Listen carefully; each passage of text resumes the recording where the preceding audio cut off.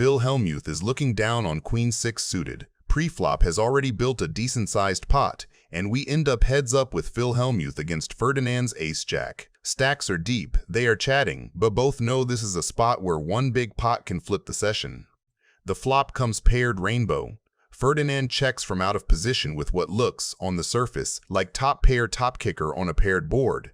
From his seat, it is a little too strong to turn into a bluff and a little too middling to start blowing up the pot. Hellmuth has absolutely smashed it. He fires 4,000 into the middle, a classic Phil value bet that looks small enough to get floated by worse aces and stubborn pocket pairs. Ferdinand just calls. His call keeps Phil's entire bluffing and thin value range alive while he sees what the turn brings.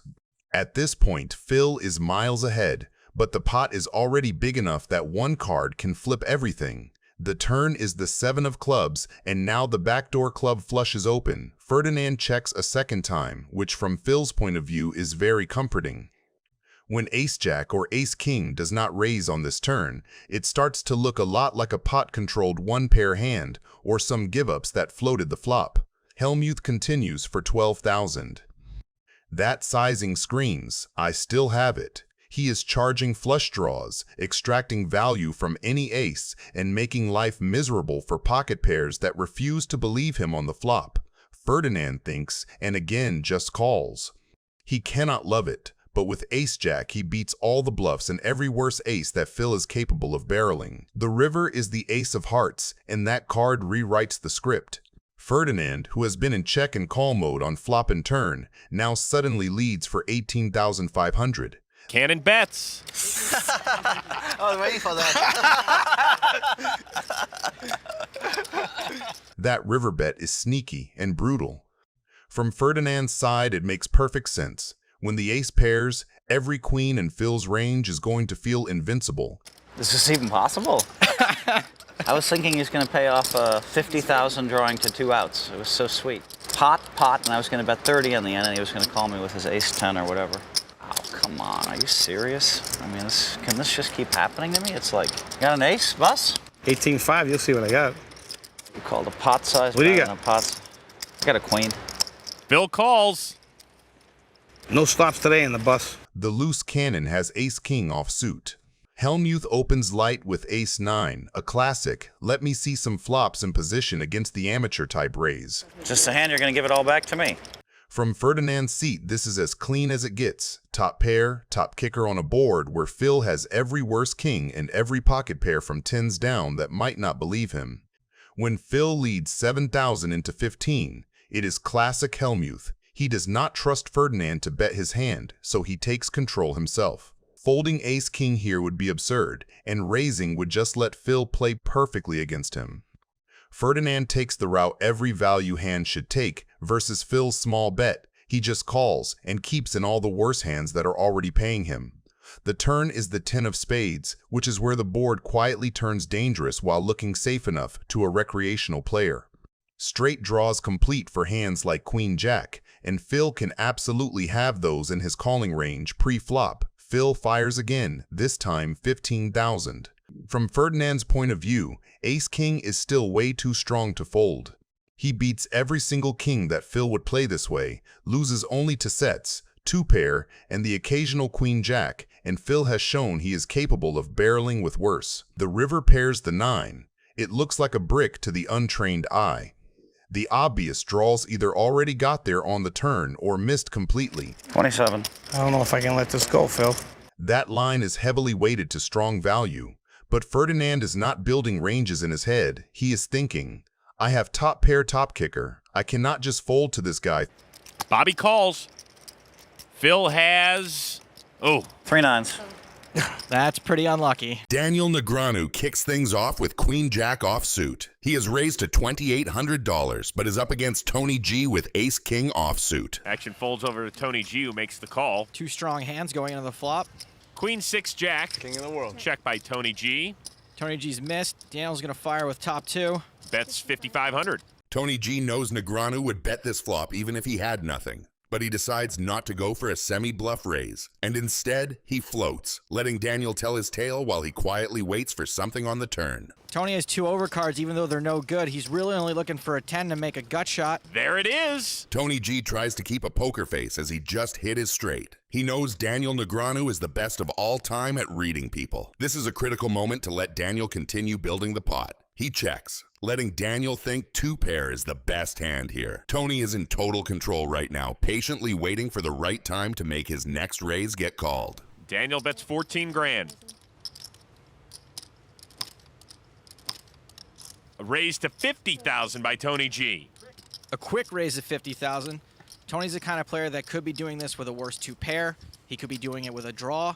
He could be doing it with flat out nothing, but a raise that big, that fast, usually means only one of 2 things, a monster hand or a monster bluff. Daniel makes the call.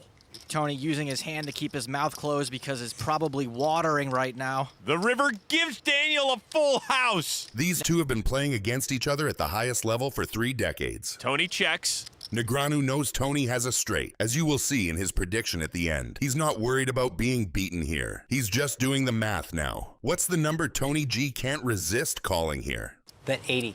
Negreanu makes it 80,000 to go. Snap call from Tony. Negreanu shows him the bad news, hands him the keys of the city. You had ace king. Yep. Well done, Daniel. Well done. Played it good. Nice dealer. Sorry, Tony, you played it good.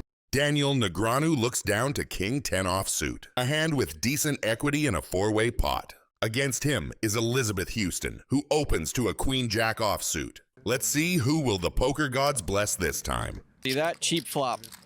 Reynolds folds. Also makes it easier to call this 3-bet from Tony G. He raises to 2,000. Queen Jack for the cannon. She calls out of position.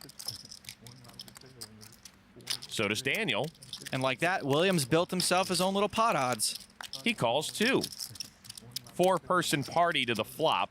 The flop comes 8 Queen Jack Rainbow, which is perfect for Houston. She is looking at top 2 pair with no danger of a flush and only a potential straight or a pocket pair being in her way. Her odds look great, but I think she should have bet harder before Negreanu had a chance to see more of the community cards. I fold. Thank you, William. With the bet sizing being insufficient, even Tony G with his mid pair of jacks that have 2% equity will make the call. The turn delivers the 4 of spades. Things couldn't have been better for Houston. Pocket 4s would have probably folded, same as the pocket 6s from earlier, but she is still afraid of the flush and straight draw. That's why she fires a bet for a bit over half the pot, which I think will be yet again not enough to get Negreanu off his hand. Daniel's checking out her stack, knowing she probably has something strong enough to lose it all if he does make the nuts. Negreanu casually calls her $15,000 bet as predicted. But at least Tony G and his adventuristic jacks are gone. Now let's see what the turn will bring for Negreanu. And it is the ace. What a cooler this will be at the end. That's Daniel's gin card, and this could get ugly for the cannon. I expect her to bet here. Now she checks. Somehow she knew to slow down.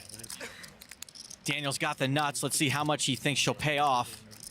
50. If Elizabeth has watched the show at all, she would know Daniel doesn't bluff raise the river very often. No one does. If Elizabeth makes this call, she'll have less than 30,000 remaining in her stack. Call. Ouch. She sees it. Damn it. KBM is looking down on ace 10 suited. Keith picks up pocket 5s and turns the screws right away, making it 6,000. That size in this game is about putting the whole table on notice that he is ready to play big pots.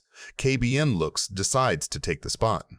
Calling keeps Keith's whole opening range in, from genuine monsters to the usual high card junk that shows up when someone is raising a bunch of pots. The board comes ace-9 king. That is a very clean flop for KBM. He has top pair with a strong kicker and, depending on the suits, a backdoor flush possibility.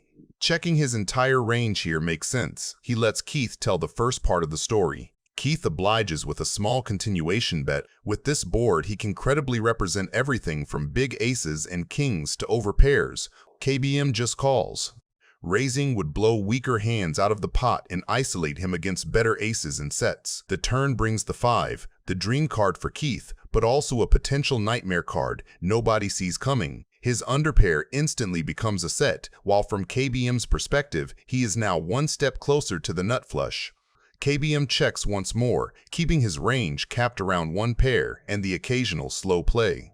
Keith now shifts gears and fires 25,000. That jump in size is Keith saying he is ready to play for stacks. From KBM's seat, it looks like pressure from an aggressive opponent who is still representing big aces, big kings, and strong draws. With top pair and a decent kicker, and possibly extra equity from a flush draw, folding feels too tight. He pays it off and the pot swells. The river completes the backdoor for KBM, and now he is trapping. KBM checks a third time, sticking to his plan so Keith could continue barreling. Keith moves all in. That shove is maximum leverage. With a set, he wants to be called by exactly the kind of hand KBM portrayed the whole time, but little does he know KBM rivered the nut flush.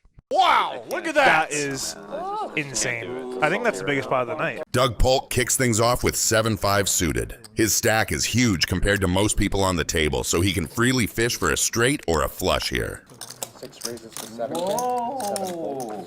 Jungleman, though, is not looking to play around with small raises. He has pocket queens and is determined to make anyone that is looking to play pay the high price of $7,000.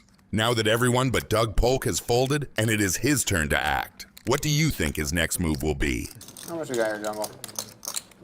After sizing up Jungleman's stack for a while, Doug Polk decides that his potential straight flush with the 7-5 is worthy enough and fires a call that will send us straight to a crazy flop. Ooh, fun board.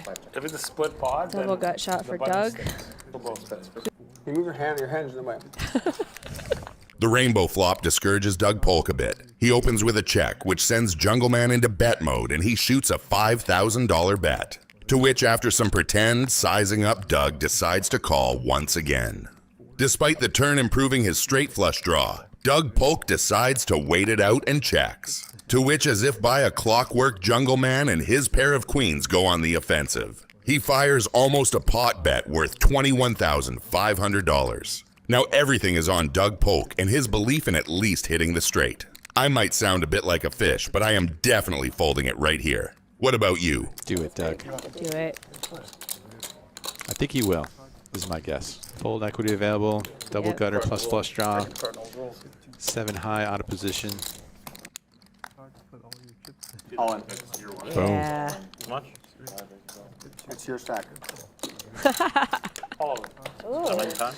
Pretty much a snap call here. How much? It's your stack. You want to do more? More than twice? One time, man. The viewers at home want to see it one time. You guys just have to agree to it. It's probably going to be a Twice split. is good. Okay. 2 times. $185,000 in the middle. All right, do it twice. Oh, Oh, that's shit. Dougie. Oh, we're straight. That That was is a a straight flush. flush. Flush. It's good to win the first one.